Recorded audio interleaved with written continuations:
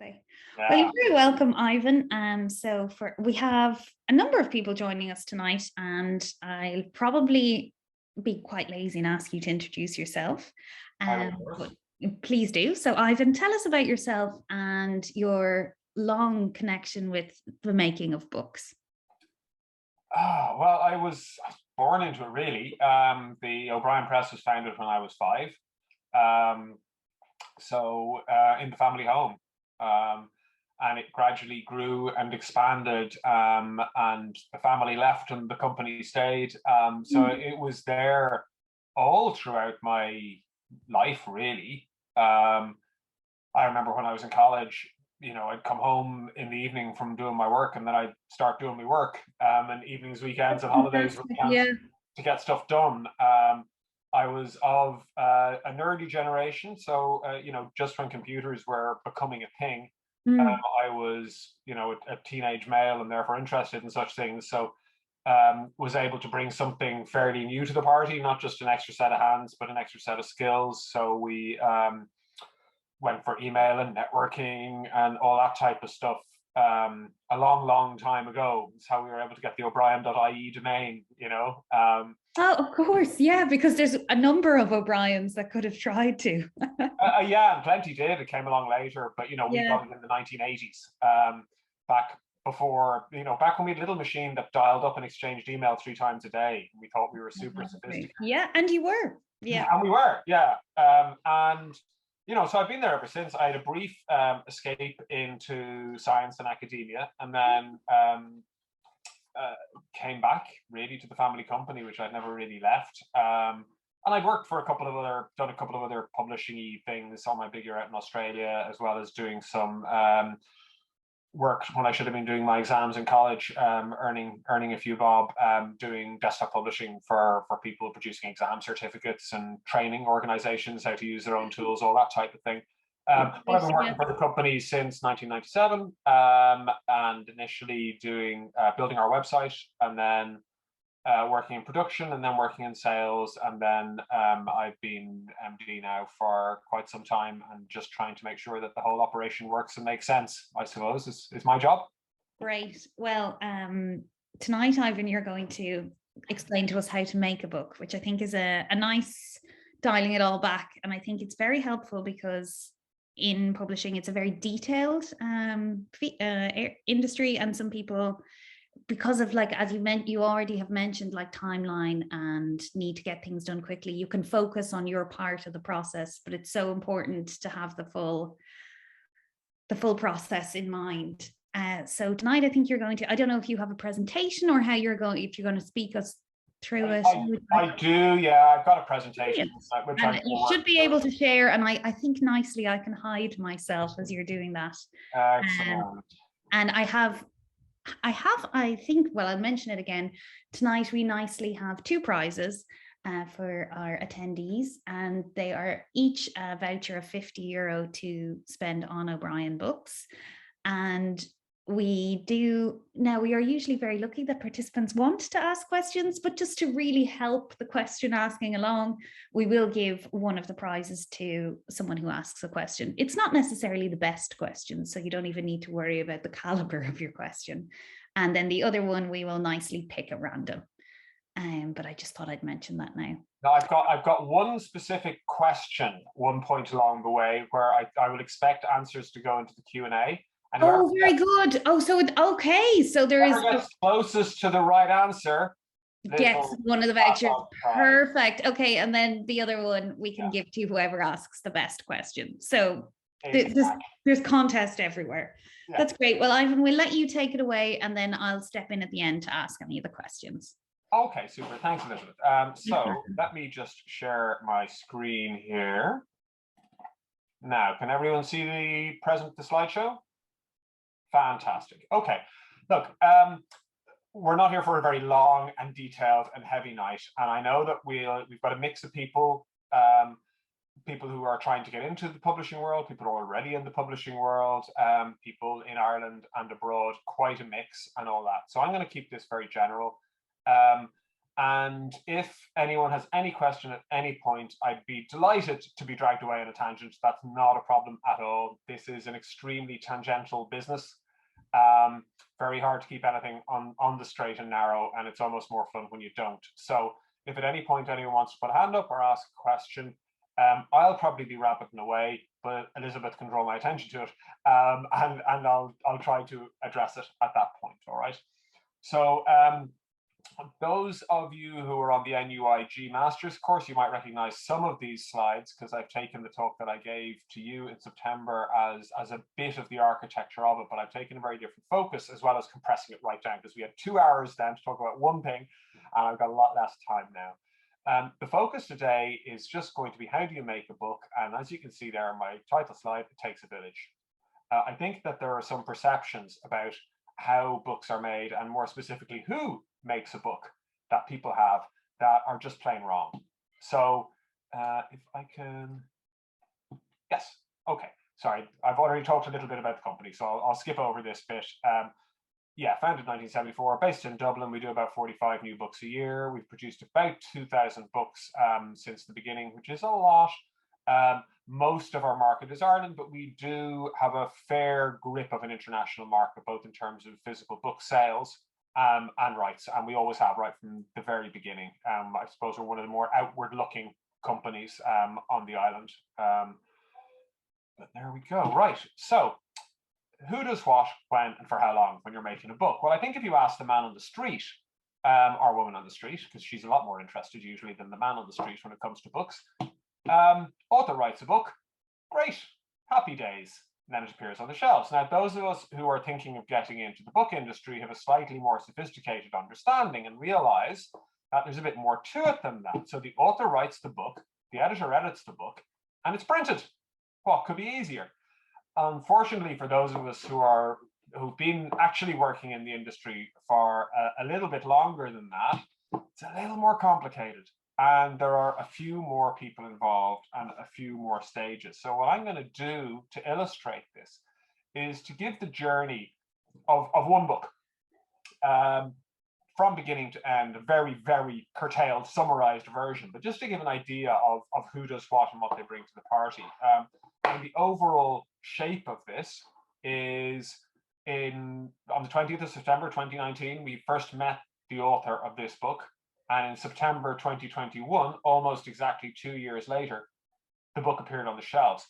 That's about normal, to be honest. For us, it's maybe slightly on the longer than average side. We'd often be 18 months, sometimes a bit shorter, sometimes dramatically longer. I mean, I'm working on a book at the moment, which will be published this autumn, which was contracted about 10 years ago. It does happen. It's lovely when they finally get over the line, and a lot of the time you don't believe it's really going to happen. But typically about 18 months to 2 years, and that feels like an awfully long time until you start chunking it out and working out where all that time goes and how many people have to contribute to make the book happen. So where this book started was on Culture Night for the last 4 years now, I think. O'Brien Press opened our doors, first year physically, last couple of years virtually, to people who want to pitch a book to us. And we've got about 6 different rooms, and people come in and they've got 5 minutes to tell us whatever they can about their book. And on the history so far actually has been every single year we found one author, which is lovely. And so far, every single time their book comes out 2 years later, almost to the day. It's this weird synchronicity thing going on. Anyway, so our September 2019 Culture Night winner was Katrina Sweeney, who's an illustrator. She came to us purely as an illustrator without a story, but with a whole load of different images that she had drawn. And we were particularly drawn to one particular story that she had told, which was about the Puck Fair, which doesn't really matter what it is. I won't bother telling you what it is. For those of you who aren't in Ireland, you can look it up. It's a mad thing that happens in Kerry every year. It involves a goat. But here we have some of the pictures. And what we loved about these pictures was that she was able to characterize, and she was able to show emotion, and she could fill an illustration, both foreground and background, without it being too cluttered or full. We just liked her style, and it was kind of friendly and warm, kind of watercolory. type of style. And as often happens, you kind of go, okay, there's an illustrator who we might use at some point. And we discussed her at an editorial meeting and said, yeah, it'd be nice to find a job for her to do, but it kind of goes on the back burner. And very often those things take many years to bubble up, and they often do. So the first time we discussed her, we were at an editorial meeting and there were 7 people there. So, we don't even have a project here, and we're already dragging in a lot of people's time. So publisher, sales manager, publicity and marketing director, managing director, that's me, 2 editors, 1 minuting and 1 attending and not minuting, and the designer. And we, as a group, look at every project that might be coming. Every publishing company does this slightly differently. Some people will have more, some people will have less. Some people will have an editor, a commissioning editor, very much pitching a book at the room. We don't do that, but in broad strokes, the process at the end of the day is going to boil down to the same thing. One thing that I think is slightly unusual about our place is that the whole company has seen the agenda and seen the material that's up for discussion and has had a chance to give their feedback. So even if they're not at the meeting, they're still feeding back. So even before we're going anywhere with this book, the whole company has had a chance to say, I love it, I hate it, or anything else. Anyway, at the end of the day, we made a decision that we'd like to find a project for her to work on. So slightly higher than the this is a nice illustrator point, but no specific project in mind. And then only 2 months later, we had another meeting where we discussed a project that we were looking for an author for, which was a Galway fairy tale. So we'd had a huge success with a book called The Dublin Fairy Tale, which was kind of a retelling of Little Red Riding Hood in Dublin. And we thought, well, how about another legend kind of repurposed into another modern city? We thought Galway would be the obvious one because a lot of tourists go there. And we thought, Sean and Grania go to the Claddagh market to buy a Claddagh ring. Weren't quite sure what legend or fairy tale we draw from, if we're going to draw from one specifically. But at the end of the day, we thought, here's a concept that might work with that illustration style. Whether she can write the story or not, we don't know, but she could probably illustrate. And so the designer, that's Emma, and the editor, Helen, approached the author, at that point, the illustrator, to see, is that something that she'd be interested in working with? And thankfully, it was. So fast forward now, 5 months later, we're into May 2020. We've had, in the meantime, an outline, we've had some sketches, we've had some story development. In fact, at this point, we'd had 2 stages of story development. And it gets to the point where, well, you need to do a contract. In some ways, we should have done this earlier, but these things are always slightly different. Every book is special and different, right? And so this is the case where our rights director comes in, and she negotiates along with the publisher and finalizes the contract with the creator. Ultra quick summary of what a publishing contract is. It's an assignment of rights to the publisher, so the creator still owns the copyright. There are some small exceptions to this, usually in the educational sector, but we're talking about trade publishing here. So let's just say author or illustrator keeps copyright. It's assigned to the publisher, so the publisher has a right to do stuff with it, like making books or movies or audio books or ebooks or whatever else you might do. And the contract contains an outline, so the word count, the illustration count, the outline schedule, other details about what the book will look like, plus the terms. So any fees, royalties, and what those royalties are for different things, such as I get back to ebook, audiobook, as well as different royalties, sometimes for high discount or for export and other terms. And a split on subsidiary rights. So that's, should we sell the rights on to other people to make a doll of Mora, for example, how much we get and how much the creator gets, as well as just the legal stuff, how you handle disputes and the other general contractual terms. So that involves Kunak. So we've had another member of the team involved in drawing it all together. And once that is agreed, then we proceed to work further on the book. Editing and illustration, this is the bit that I suppose are easiest to understand when it comes to books. And the stages are similar for most books, albeit that the balance will be different depending on the book. So editing the text involves the author and the illustrator. If it's a book with no illustrations, obviously that is going to take up the vast majority of the time, right?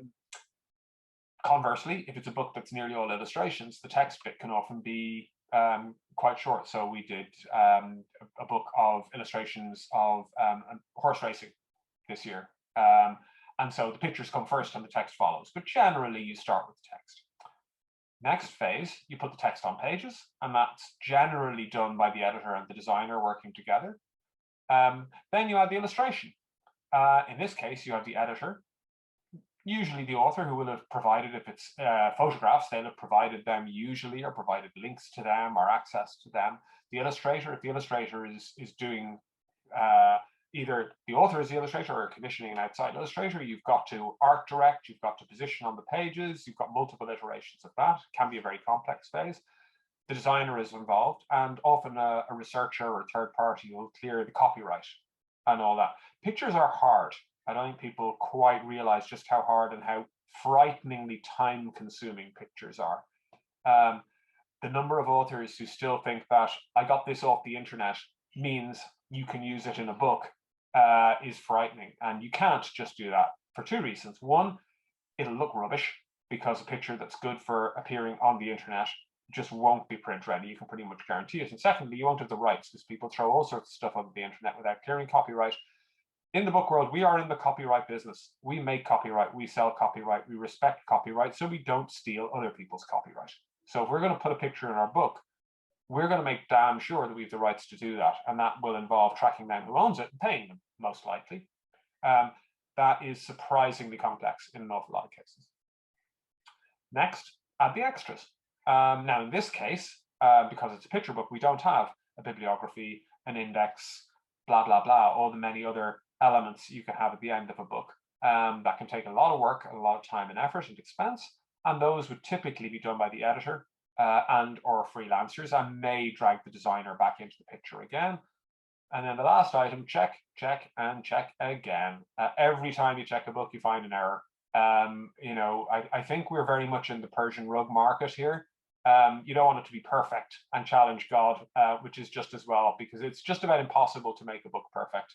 And one of the major challenges at every stage along the way is to know what is good enough. Good enough as in actually it's grand. No, that's not good enough. We're publishers, we're control freaks. We demand perfection. But on the other hand, if you demand perfection at every stage along the way, no book will ever get finished. So you have to hit a point where you go, actually, that's really, really good. It's not perfect, because nothing ever is, but it's really, really good. Let's move on to the next stage, and hope that any errors are caught before it goes to print. And every now and again, they don't. And sure, there you go. You try your best. You make your honest best efforts at every stage along the way. But just one more check. You never know. You might find something. Just for an illustrated book, just to give an idea, when I talked about art direction and placing things on pages, when you're dealing with a picture book, as opposed to a book with pictures, you're very much thinking in terms of spreads, not pages. So if you add a page to the story, so the left becomes a right, everything gets completely destroyed. You're very much working to sections. So we've got 32 pages to play with. In O'Brien Press, we tend to use all 32. A lot of people will sacrifice 8 for a fake end paper and go with a 24-page book. So they keep the end paper content should it go to paperback. But whatever way you do it, when you're dealing with a picture book, you've got a very set number of pages. It's not like a novel where, an extra 16 or 32 or 64 really doesn't make much difference. You're just running on cheap black and white paper. With a picture book, it's either 32 or 48, nearly always 32, possibly with additional end paper. So you really have to page plan out every page. You've got to decide how many words, how much of the story is being done by the picture telling, particularly in a picture book for young children. And very often you'll find that as the picture is drawn, you remove words because the picture takes over and does that element of the storytelling together. And there's a lovely conversation that happens between the text and the illustrations. And that's going to happen whether, as in this case, you have one person doing both, or you have an author and an illustrator separately. And the editor will usually be the mediator of that conversation. And sometimes the designer / art director will be involved in that too. And then we move on to the next phase, which is production planning. When are we going to make this thing, and what's it going to look like? So we first discussed this, if you remember, we contracted it in May. In July, it's at a production meeting. which has 6 or 7 people, similar to the previous cast, but with the production manager present as well. And there are two main things that you talk about at a production meeting. The first is schedule. When do we make it? So we were aiming for May 2021, which means you got to print around about March 2021, and you roll all the rest of the dates back from there. In this case, there's no need for advanced reading copies. It's not that type of book, so that means you don't have to have an almost ready version 3 or 4 months previously. And the other thing you talk about is the product specifications. So the size, or as we say in the book world, format. Sewing, or binding rather, is it sewn? Is it perfect, hardback, paperback? Does it have end papers, or is it self-ending? Does it have a jacket and boards? Is it roundback, squarebacked? What type of finishes you're going to put on? All that type of stuff. Paper, both for the text paper and the ends and the cover and or jacket.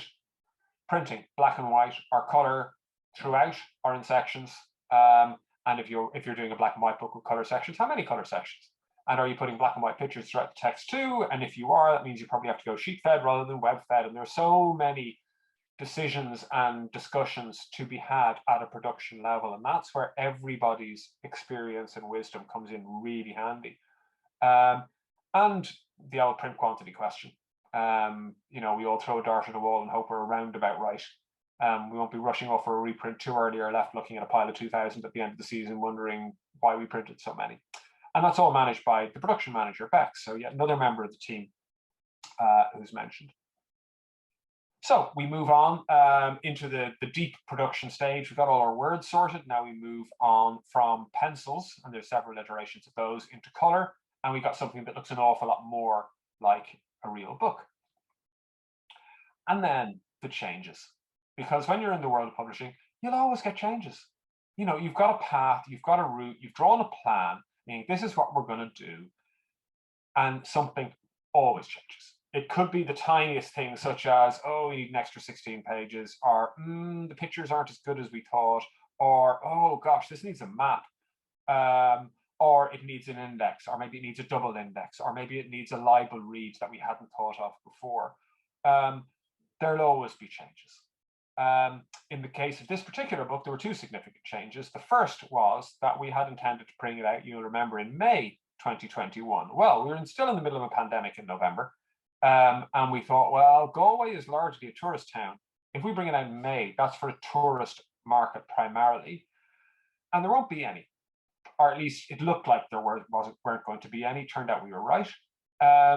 So rather than having it primarily for a tourist market, if we bring it out in autumn, it becomes more of a home gift market, and that's a more reliable thing.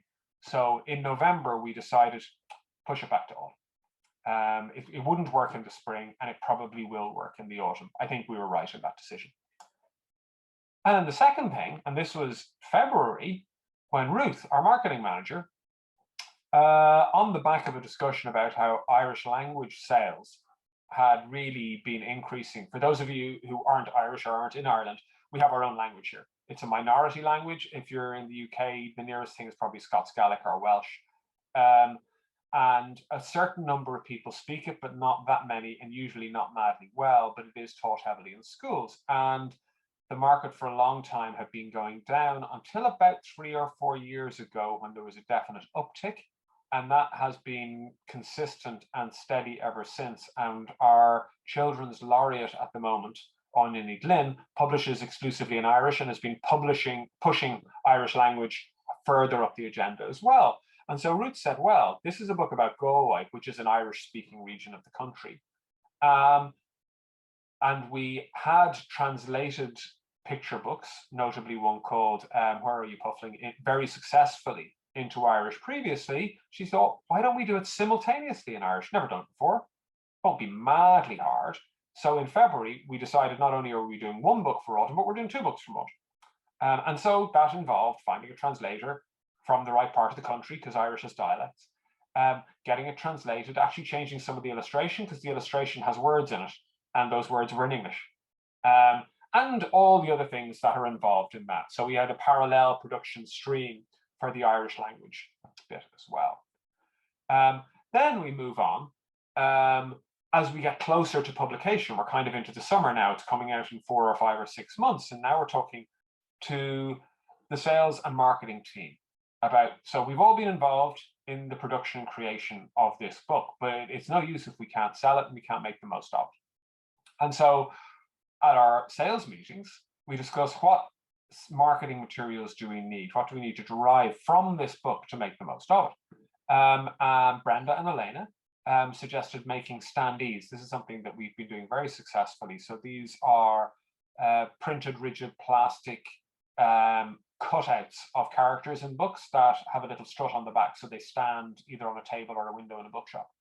And we've done these up to 3 or 4 feet tall, and they can be really, really eye-catching, and they're surprisingly good value for anyone who's never made them before. So there was a question of, well, can we get Sean and Grania standees, or should we get a Shop Street in Galway standee with the whole street scene? That's what we ended up doing, and it went into a bookshop in Galway very successfully.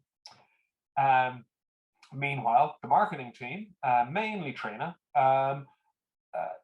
were making videos with the assistance of the author to use online, because marketing has gone so online at the moment and you need all these extra assets. So creating the book is not just about creating the book, it's about creating all this stuff around the book, which you need for the book to succeed. And of course, the whole sales, publicity, and marketing team ensure that Katrina, the author, is really busy with events in libraries, book festivals, schools, and online. A lot of those library, book festival, and school things were online as well, as it happens. But that's just the nature of the year that we were in it, and she would have been busy doing them anyway. Here's the final cover for those of you who are wondering how it turned out. And you can see some of the complexity of it here. So it's been through a few iterations. We originally had a single image going all the way across front and back, but we changed that to a contrasting image because we wanted to show the sea and the Galway Hooker. That's the name of that really beautiful boat they have in that part of the world. You can see the words cafe, flowers, books, and sweets there. Those are different in the Irish language one. We've got Laura and Blahana and all that. And you can see there the crop and fold marks, because that is a PLC jacket. So that's just drawn over the boards on a hardback, which is a format that we've been very successful with over the last while. And of course, then you've got information about the things that you've made. And here you can see the advanced information sheets for both Shishke Lohaliv and the Galway Fairy Tale, which are sent out to the retailers months in advance. And of course, for them, we need to have descriptive content, which is initially pulled together by Aoife, who's one name I haven't mentioned yet, in our sales department. And then usually that will be replaced by the back cover blurb when that's finalized. In the case of a picture book, not always, because the back cover blurbs for picture books are really short, probably too short for an advanced information sheet. And we also have to get the information about the author and come up with key selling points. So there's creative writing in terms of building an AI sheet as well, which I think is something people often don't realize about the sales, publicity, and marketing side of publishing. It's really quite creative as well. And we have to make it look lovely on the website, which again, Aoife and myself manage. You can see there, we've just got a very short initial blurb, as well as a preview, so you can actually read half a dozen pages on the book. We do that for all of our stuff. So here we go. The major stages. So we met the author in September 19. Summer 2020 to spring 21 is editorial, illustration, design, the kind of core book making stuff. Summer 21 is the production and sales, so all the stuff around the book as well as the physical manufacture. And then autumn 21, publicity, marketing, get it out there. Again, other material, other assets relating to the book. And that is a pretty full 2 years. There wasn't all that much time sitting back twiddling our thumbs in the middle of all that. And here's the full schedule from our scheduling system in summary form. And you can see the number of names specifically assigned to tasks there. You know, there's an awful lot of people who contribute very significantly to the creation of a book that only has one name on the cover. Who's the one person involved who's not actually a member of staff. That's one of the ironic things about our business.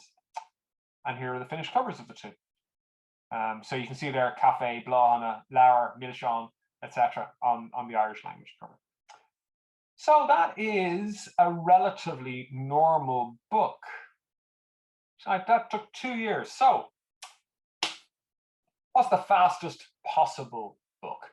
I'm going to ask This is a real example. This is not made up.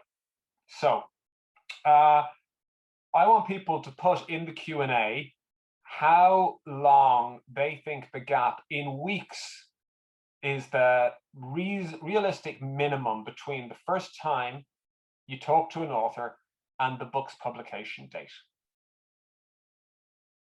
So everyone who's interested in winning the prize, if you can just put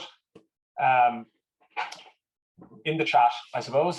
Oh yeah, okay, I see some starting to appear there. How many weeks do you think is the lowest realistic on a turbo project, given that a normal conventional project takes about 100 weeks, about 2 years, maybe 50 weeks for a relatively conventional one?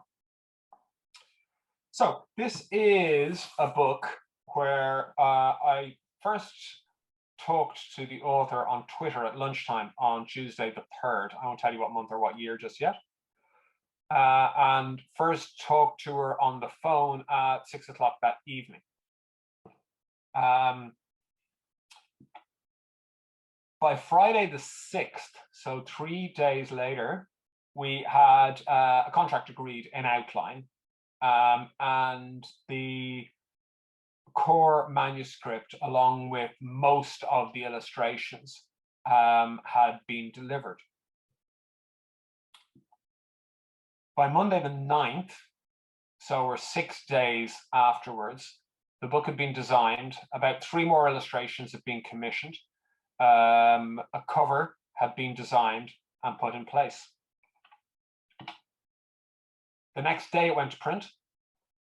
So that is 1 week to the day after the very first communication with the author. Now, we've got about 10 people have put in their guesses. So Liz, I think we'll draw the line now in case people are getting too much information from this.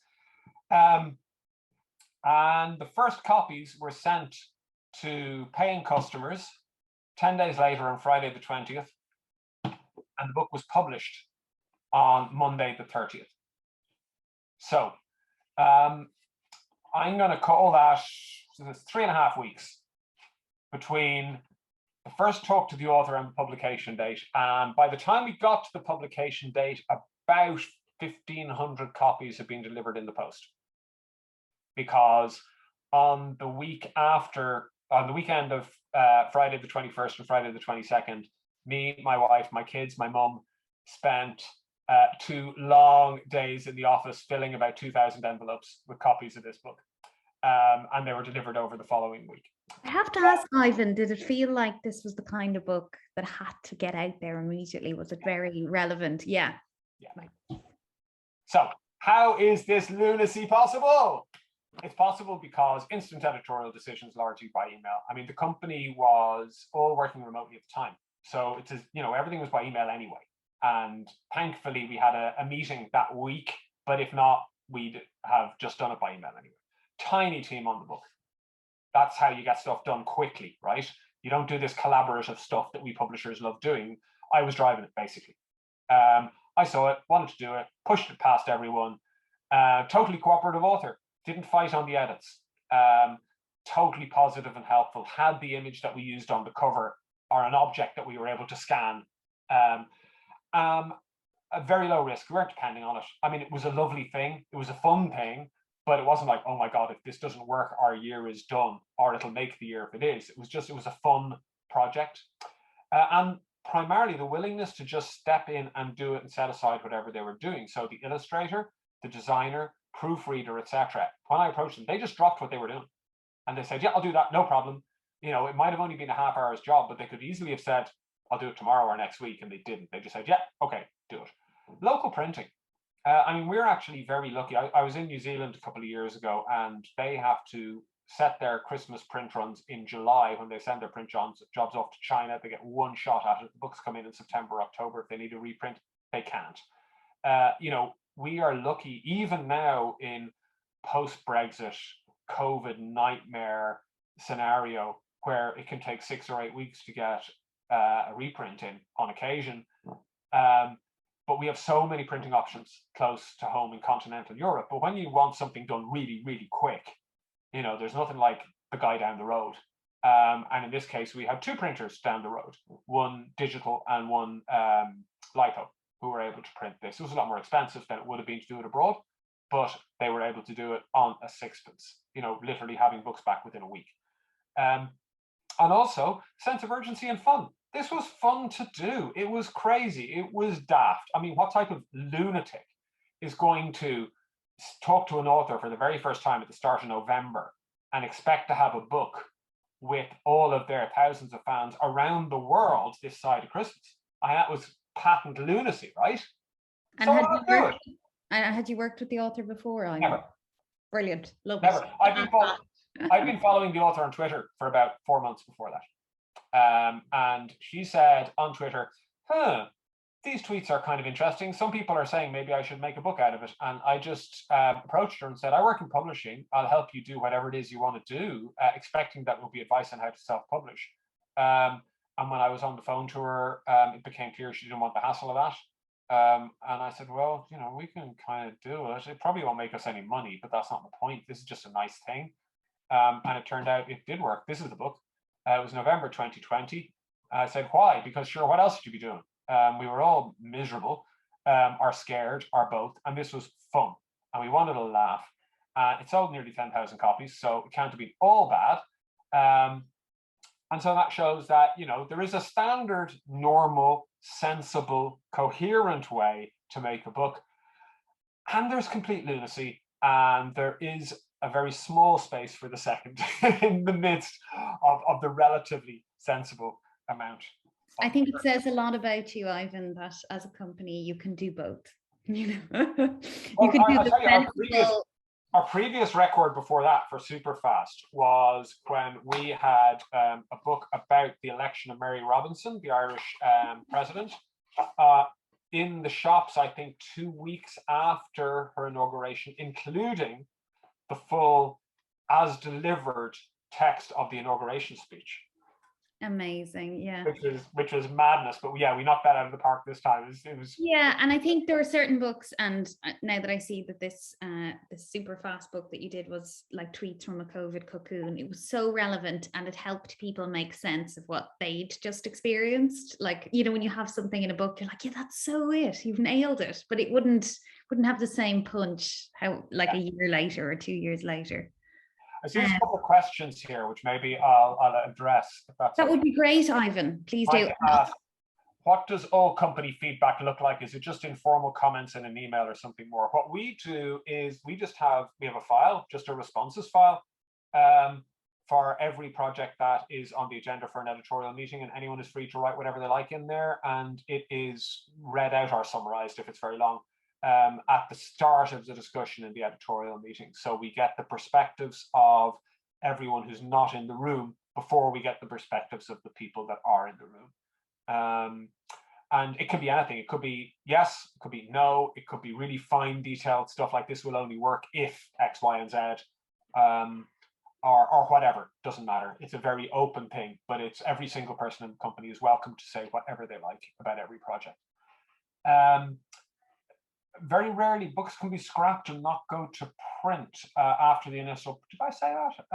If whether I did or not, it's true. Very often a book doesn't develop the way you want it to, or the way the author wants it to, or the author simply can't get to a thing that is going to be worthy of all the work. It doesn't happen very often. If we look at the number of cancelled contracts that we have, we've published 2,000 books. We've maybe had 30 cancelled contracts or something like that, which would be cancelled for a whole range of reasons. I'm not going to give any examples because that would be even more indiscreet than I usually am. But yeah, it does happen, and usually after a lot of soul searching, we often accuse ourselves of sticking with projects long beyond the point where it's clear that it's not sensible to do so, because it's very hard to let it go. So we tend to err on the other side. Yeah, or perhaps what you might have initially envisioned as a non-fiction book might become fiction, or even the opposite way around, or or age group, I think, can change perhaps, particularly with children's books. An author might think they're writing for an older child, but it might in fact be younger. Yeah, or vice versa. Yeah. When you could, with children's books, you've got a major challenge in making sure that the content and language levels are the same and aren't in conflict with each other. Xunjiang, what's EFA? I'm not sure what you mean there. It could be ETA that you saw written somewhere, which would be estimated time of arrival, which is when you think something is going to happen. If not, I'm not sure what the question is. Yeah, and you can resubmit the question if Ivan hasn't answered. Yeah. Carla, on the book creation stage, you mentioned that editors can be involved in very different functions. Do you have different types of editors in our team? Well, editors perform a huge range of functions. I mean, if we have a single editor working on a book from beginning to end, well, then that editor is going to be doing a structural edit. They're going to be doing a copy edit. They're going to be doing a proofread. That's the absolute bare minimum. And those are three very different processes. And you can have three different editors doing those three different things, and that would be completely normal. And each one of those may involve multiple iterations of a thing. In addition to that, you have indexes, bibliographies, other technical stuff. You've got illustration commissioning. There are a huge, wide range of tasks that an editor can do. Do we have different types of editors in our team? Not really. I think we're relatively unusual in that the editors that we have all come up with ideas, as well as editing books from beginning to end, but will also take chunks of work. The one thing that's different that one of our editors would do a lot more than the others, but not exclusively, is when we have a freelance editor working as the primary editor on a project, one of them tends to be the project manager for most of those. So as a managing editor. The others do it from time to time, but she's particularly good at it and doesn't give out too much about being asked to do it so much. That there'll be more of a focus for her on that. You'll also find that within a diverse list like we have, there are editors who tend to specialize in certain areas, either because they have a particular interest or they've been successful at it before and get typecast. So, one of our editors did a sports book for us years ago, and now she gets a lot of the sports books, not all of them, because, we do quite a lot there. But similarly, if someone is particularly good and sensitive with children's fiction, or particularly good at developing manuscripts that aren't quite there, but you can see that there is good potential. Some are good at kind of doing that piecing together work, the real development edit that comes even before a structural edit. So it's not that there are, in our place, that the different editors are that stratified, but they tend to have different specializations. Other companies will be quite different. In some companies, you have people who only commission or only copy edit or who only manage. It's horses for courses, really. And I think it's been quite nice, Ivan, when you've been talking about your full team approach. It's quite clear that even though you might have one name attached to one role, it's all of your team actually contribute. So an editor might give a very good idea for marketing, or it's. Oh yeah, absolutely, absolutely, and it's the way we like to work. And I think publishing is hard. It's it's long hours, it's challenging, there's a million decisions to be made all the time. It's not as well paid as it really ought to be, because there just isn't enough money in it for anyone. So the rewards have to be found elsewhere, and ownership is a big reward. And producing things that you are passionate about is really good, and makes it worth going into work in the morning and facing all the challenges that we face. And so we find that inviting that level of engagement from every member of staff, from accountant to editor to everyone, is a win-win. Because very often, the other thing is, in an awful lot of companies, the Hippo principle, the highest paid person's opinion wins. I've been in this game a long time, right? But that doesn't mean that I know anything about books that will appeal to 20-year-old women. But I've got staff in the company who are 20-year-old women. They know that stuff. I don't get Instagram, but there are people in the company who do. And we've got a couple of fantastic Instagram-driven books coming next year. Or this year, actually, 2022, isn't it? So you really, if you don't draw on everybody's skill and experience and love of reading, then you're throwing knowledge in the bin, and you can't afford to do that.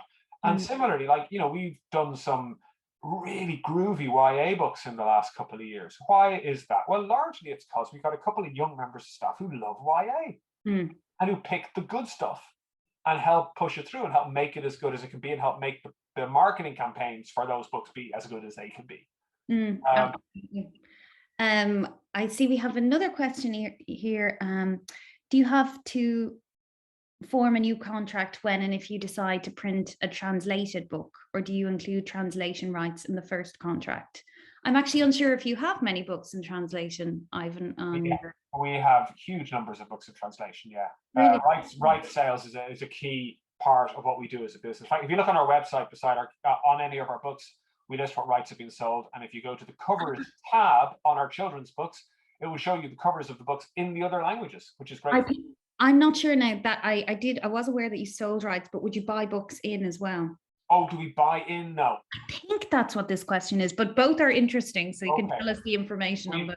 We have bought a couple over the years. In terms of, we have a very lazy book world in many, many ways. Yeah. Our book, I give long rants about this, so I'll try to keep this short. But the English language is a very lazy language. If it didn't originate in English, we think it's inferior. And we also think maybe it's a bit hard. You know, the fact that you can probably name on the fingers of one hand the big international authors that have really sold well, you know, whether that be in crime, you know, okay, you've got Stieg Larsson and a couple of others, and then, you know, pick a genre, you got Cornelia Funke in children's, you know, it's an embarrassingly small list in most cases. We don't translate into English. Our audience doesn't accept it. We haven't got the translation expenditure built into our production models. Little Island are a notable exception in this regard. You guys translate from German and other languages, and fair play to you. And one particularly skilled staff member. Well, that helps. It does help, yeah. And then if you've ever seen books by the amazing Gecko Press in New Zealand, I mean, their mission is find the best children's books, largely from French, and make them available in English. The rest of the world is not as lazy as English, but English is, and it's also dramatically overpublished. So actually bringing in something from another language where the author won't be available to do book festival events in English, it's really hard. We'd love to do it more, and we've tried it a few times, and it hasn't been a commercial success, unfortunately. Even bringing things in from other countries. So we've brought things in from Australia, for example, a couple of authors, and America. The guy who wrote Wicked, we published 4 books by him that we bought from an American publisher, and originated one with him, but they didn't work as well as we would have hoped. So we have brought in things in from other countries, but it tends to work better originating ourselves. But in terms of exporting, yeah, we do a lot. It's harder now than it was. It goes through waves, but we do see it as a core part of our business. You can't be relying on it, but when it works, it's good. And when you're agreeing the contract with the author, that would be factored in from the beginning. That is all in the contract right from the start. You can't leave something major like that to chance. Apart from anything else, when I go to a book fair to sell something, I need to own it before I can sell it. Yeah, that's a good business. It really is that fundamental. Great. Well, we have 3 more questions. I'm going to ask those in the final 10 minutes, if I may. So we have one question, and it's kind of based on the COVID tweets book, for want of a better title. And you had mentioned just how easy it was to work with the author to do with edits. And our attendee is asking if you have examples of when an author is difficult to work with, and how do you deal with this? You don't need to give us specifics, but it's always helpful to know how to. Oh, I won't. Don't worry. Right. But it's always helpful, I guess, to know how to. Authors, by and large, are lunatics. You want to be a lunatic to write a book. It's a uniquely thankless task. It involves huge amounts of time and effort, and exposing yourself to criticism and grief and pain, and it takes a special type of person to do that, and a lot of those people are not easy people. Okay, no humans are easy people, but authors are often uniquely uneasy. Doesn't mean the book's any less worthwhile. and some of the best writers are really difficult to work with. The very best tend to be very easy to work with, by contrast. They learn quickly, they fly, you know, like, oh, we published our own call for his first 6 books, and like, you only ever had to tell him something once, and he got it, and he listened, and he understood Good the core principle that the publishing team, particularly the editor, is not your enemy.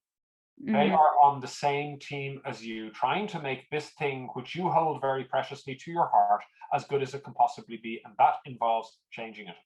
Always. It's never fully formed. And you see the example of an author where that relationship has got imbalanced, particularly with a successful author in a long series. If you look at Harry Potter, how long is the first book? How long is the 5th book in particular? It's grown to about 3 times the size. Why is that? Because the editor no longer has the authority to tell the author, geez, this is a bit long. That character can't be there, etc. And the books get floppy. So the way to make it work, you have got to be patient, you've got to be sensitive, you've got to do everything you can to convince the author that you are on their side, even though it feels to them like you're taking out a big knife and stabbing their baby repeatedly.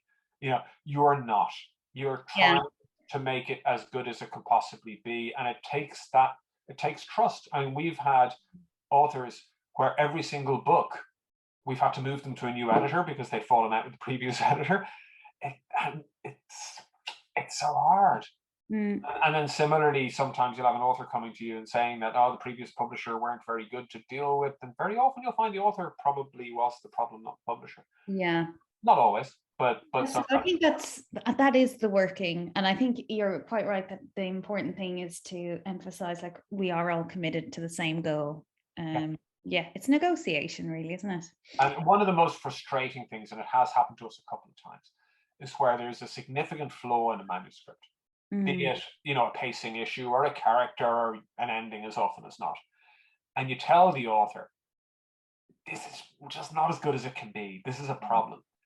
And they don't accept your view. And then the first reviews come in and they show exactly the thing that you'd identified as a problem and say, this is why this book is not as good as it should be. And you just go, yeah, that's a very hard moment on the publishing side. You're like, should have, because you can't go to the author and say, I told you so. That doesn't help anything. It doesn't help anything, but it's so frustrating when the thing that you've identified, because, you know, a first-time author is doing their first book.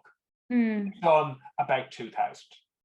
Now, that's not to say that we know everything, but between us, we've quite a bit of experience and we've probably faced a lot of these issues. And so building and generating trust, and as well as the understanding that we're all striving towards the same end goal. That's the constant challenge. Sometimes you got to bring in the heavy guns, or an extra opinion, or someone who that person will respect.